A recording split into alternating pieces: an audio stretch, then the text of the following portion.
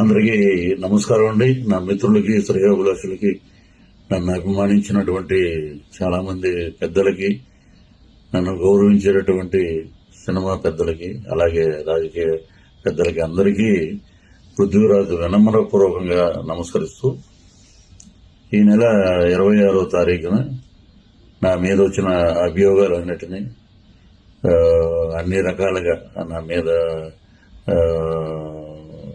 చాలా రకాలైనటువంటి కేసులకి, అలాగే వీటికి అన్నిటికీ ఫుల్ స్టాప్ పెడుతూ 2016 నుంచి ఇప్పటి వరకు 2024 ఈ గడిచిన 9 సంవత్సరాలు నేను పడిన క్షోభ, నేను పడిన మానసికమైనటువంటి లేదా ఎన్నో నిద్రలేని రాత్రులు గడుపుతూ ఎన్నో రకాల కథనాలు, ఎవరికి వారు ఇష్టం వచ్చినట్టు కథనాలు రాయటం చాలా మనస్తాపానికి గురి చేసి, ఇంకా నిజంగా నేను బతుకున్నానంటే అది న్యాయం మీద నమ్మకమే.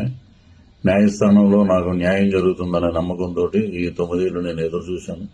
నాకు న్యాయమూర్తి ఆ భగవంతుడు అద్భుతమైన తీర్పునిచ్చి నా మీద ఉన్న కేసుని కొట్టివేయటం జరిగింది. సో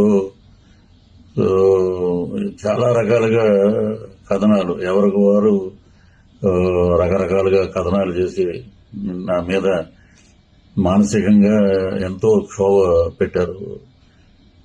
వీరందరూ తెలుసుకోవాల్సిన సత్యం ఏంటంటే, ఏమండి ఎవరికైనా మీకేమన్నా మేమేమన్నా ద్రోహం చేసామా, మీకేమన్నా మీ జోలికి వచ్చామా, లేక మిమ్మల్ని ఏమన్నా ఎప్పుడైనా ఒక పల్లెత్తు మాట మాట్లాడామా?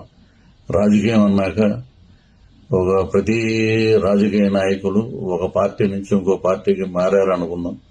మారినప్పుడు సైద్ధాంతిక పరమైనటువంటి మాటలు, రాజకీయాల్లో ఇటువంటివన్నీ సహజమే.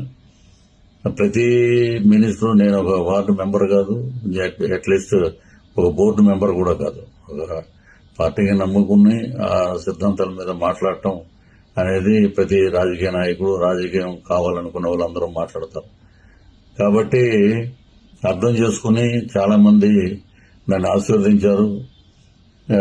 నేను నిర్దోషిగా నేను నిరూపించుకున్నాను. న్యాయస్థానం మీద నాకు ఉన్నటువంటి నమ్మకం, గౌరవం, న్యాయ వ్యవస్థ పట్ల ఉన్నటువంటి ఆ గౌరవం నన్ను ఈరోజు బ్రహ్మాండంగా తీర్పునిచ్చి మేజిస్ట్రేట్ గారు కేసు కొట్టివేయటం జరిగింది. నేను చాలా ఆనందంగా ఉన్నాను. సో ఈ విషయం మీకు తెలియపరచుకోవాలని సెల్ఫ్ వీడియో చేసి మీకు పంపిస్తున్నాను. 9 ఏళ్ల నా నరకానికి ఒక ఫుల్ స్టాప్ పడింది.